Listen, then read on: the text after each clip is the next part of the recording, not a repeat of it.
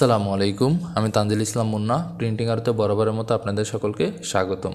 আজকে আমরা অ্যাডোবি ইলাস্ট্রেটরের টুলবারে থাকা আইডোপার টুল এবং মিজার টুল সম্পর্কে জানবো। ওকে, দেখুন আইডোপার এই টুলটি আমাদের কিন্তু ডিজাইনের ক্ষেত্রে অপরিসীম একটি ভূমিকা পালন করে।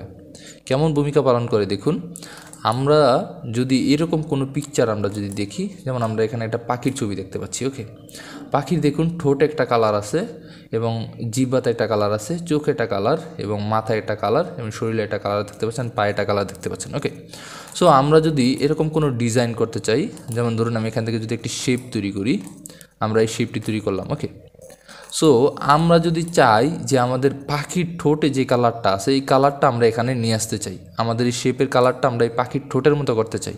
এখানে তো আমি শেপ দিয়ে দেখাচ্ছি, আপনারা যদি কোনো কার্টুন ডিজাইন করেন বা কোনো ডিজাইন করেন, সেক্ষেত্রে যদি আপনার কোনো ছবি থেকে যদি আপনারা কালারটা নিয়ে আসতে চান, সেইটার যে কোনো স্থান থেকে যদি আপনারা কালার নিতে চান, তাহলে কিন্তু আপনারা এই আইডোপার টুলটিকে ব্যবহার করতে পারেন। ওকে, এখন আমি কি করব, আমার শেপটিকে আমি সিলেক্ট করব, সিলেক্ট করে আমি আইডোপার টুলটাকে সিলেক্ট করব। ওকে, সিলেক্ট করে আমি যদি এখন আমার এই ঠোঁটে যদি আমি একটা ক্লিক করি, তাহলে কিন্তু আমার ঠোঁটে যে কালারটা আছে সেটা কিন্তু আমার শেপে হয়ে গেল।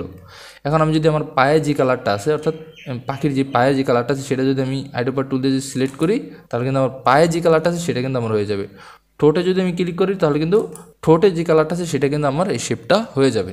এটা হচ্ছে আইডোপার টুলের অর্থাৎ ক্ষমতা।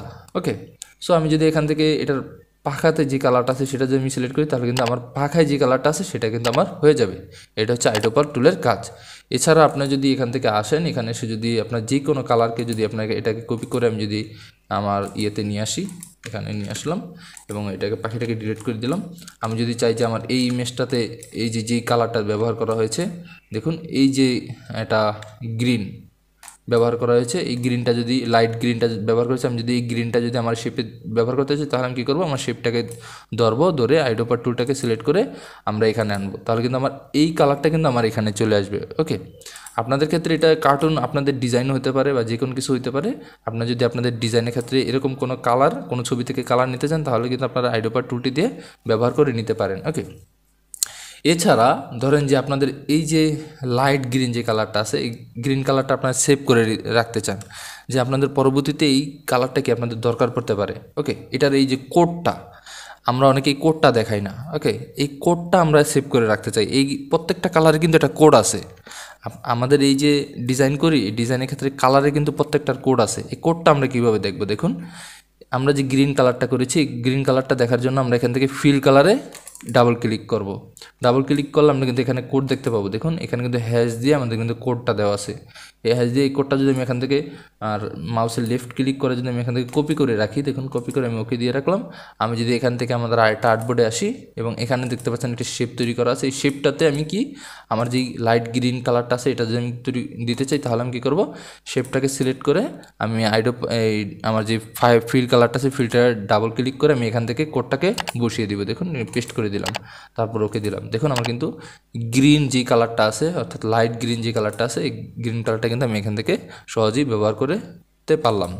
আপনারা কিন্তু চাইলে সহজেই আইডোপার টুল দিয়ে যে কোনো ছবি থেকে আপনাদের ডিজাইনে কিন্তু আপনারা কালার নিতে পারেন।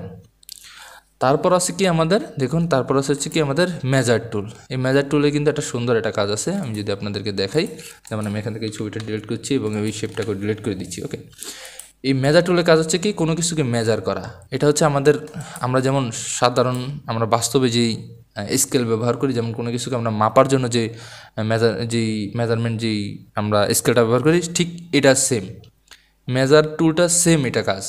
যেমন ধরেন আমি যদি এখান থেকে একটি শেপ বানাই, দেখেন এই শেপটা আমি তৈরি করলাম। ওকে, শেপটা তৈরি করলাম, আমি এখন চাচ্ছি যে এখান থেকে এটার কী পরিমাণ সাইজ আছে, তখন আমি এখান থেকে মেজার টুল আসবে এবং এটাকে এই কর্নার ধরে আমি যদি এখান থেকে শিপ ধরে যদি এখান থেকে এতটুকু করি, তাহলে দেখতে পাবেন যে এখান থেকে কিন্তু আমার উইডটা দেখাবে। দেখুন 10.4444 ইঞ্চি, এটা কিন্তু আমার এখান থেকে দেখাইছে। আমি যদি আমি হাইট বরাবর যদি এখান থেকে দেখাই, তাহলে কিন্তু আমার হাইট বরাবর কিন্তু আমার এখানে দেখাবে। দেখুন আমি যদি এখান থেকে শিপ ধরে এখান থেকে ক্লিক করে যদি আমি শিপ ধরে যদি আমি এখান থেকে দেখি, দেখুন এখান থেকে যদি আমি এভাবে ধরে যদি আমি এখান থেকে করি, এখানে যদি আমি ছেড়ে দিই, তাহলে কিন্তু আমার এখান থেকে এই হাইটটা দেখাবে 4.3125, এটা কিন্তু দেখাচ্ছে। ওকে, এছাড়াও আপনি যদি এইভাবে যদি আপনারা দেন, তাহলে কত ডিগ্রিতে আপনি এটা কাজ করেছেন, তখন কিন্তু আপনারা সেটা দেখতে পাবেন। দেখুন কত ডিগ্রিতে করলাম, কতটুকু হাইট হয়ে গেছে, কতটুকু উইথ হয়ে গেছে, সেটা কিন্তু আপনাদের দেখাবে।